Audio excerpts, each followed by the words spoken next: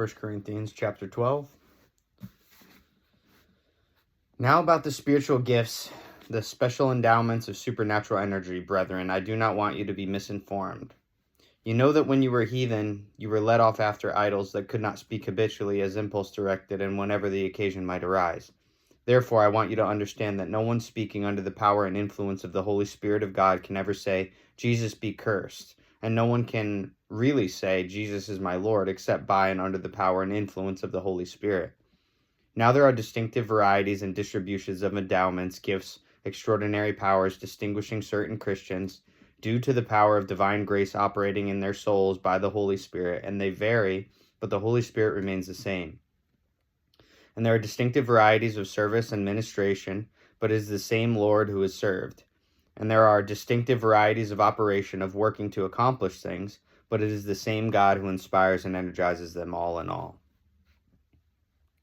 But to each one is given the manifestation of the Holy Spirit, the evidence, the spiritual illumination of the Spirit for good and profit. To one is given in and through the Holy Spirit the power to speak a message of wisdom, and another the power to express a word of knowledge and understanding according to the same Holy Spirit. To another, wonder-working faith by the same Holy Spirit. To another, the extraordinary powers of healing by the Holy Spirit. To another, the working of miracles. To another, prophetic insight, the gift of interpreting the divine will and purpose. To another, the ability to discern and distinguish between the utterances of true spirits and false ones. To another, various kinds of unknown tongues. To another, the ability to interpret such tongues. All these gifts, achievements, abilities are inspired and brought to pass by one and the same Holy Spirit, who apportions to each one individually exactly as he chooses.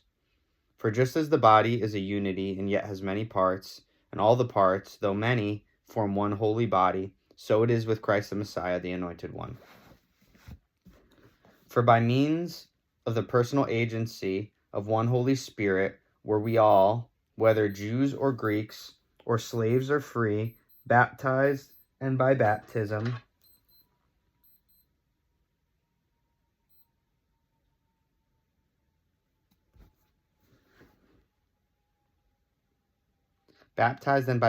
united together into one body, and all made to drink of one Holy Spirit. For the body does not consist of one limb or organ, but of many. If the foot should say, because I am not the hand, I do not belong to the body, would it be therefore not a part of the body? If the ear should say, because I am not the eye, I do not belong to the body, would it therefore not a part of the body? If the whole body were an eye, where would be the sense of hearing? If the whole body were an ear, where would be the sense of smell? But as it is, God has placed and arranged the limbs and organs in the body, each particular one of them, just as he wished and saw fit with the best adaptation. But if the whole were all a single organ, where would the body be?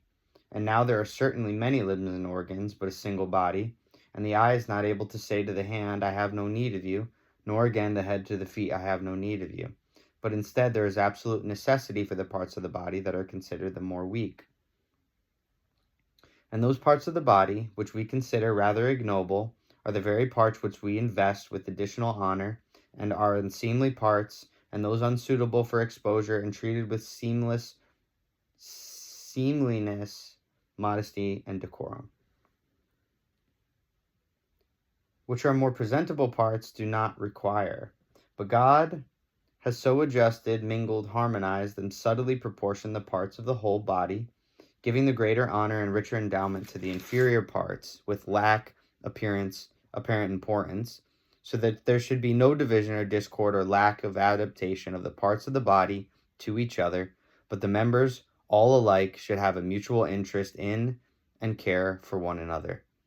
And if the member suffers, all the parts share the suffering. If one member is honored, all the members share in the enjoyment of it. Now you collectively are Christ's body, and individually you are members of it, each part severally and distinct, each with his own place and function. So God has appointed some in the church for his own use. First, apostles, special messengers. Second, prophets, inspired preachers and expounders. Third, teachers. Then wonder workers.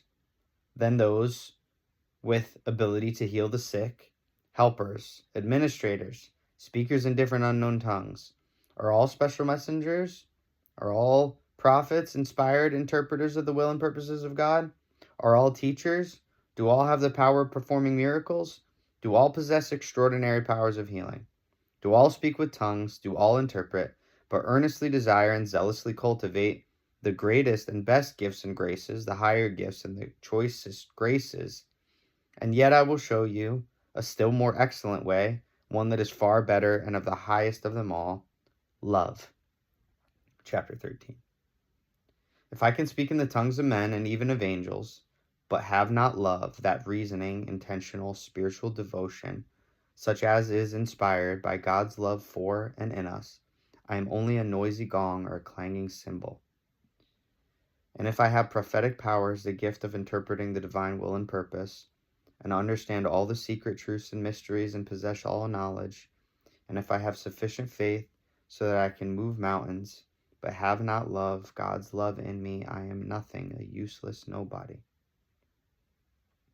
Even if I dole out all that I have to the poor in providing food, and if I surrender my body to be burned, or in order that I may glory, but have not love, God's love in me, I gain nothing. Love endures long and is patient and kind. Love never is envious, nor boils over with jealousy, is not boastful or vainglorious, does not display itself haughtily. It is not conceited, arrogant, and inflated with pride. It is not rude, unmannerly, and does not act unbecomingly. Love, God's love in us, does not insist on its own rights or its own way, for it is not self-seeking. It is not touchy or fretful or resentful. It takes no account of the evil done to it. It pays no attention to a suffered wrong. It does not rejoice at injustice and unrighteousness, but rejoices when right and truth prevail. Love bears up under anything and everything that comes, is ever ready to believe the best of every person. Its hopes are fadeless under all circumstances, and it endures everything without weakening. Love never fails, never fades out or becomes obsolete, or comes to an end. As for prophecy, the gift of interpreting the divine will and purpose, it will be fulfilled and pass away.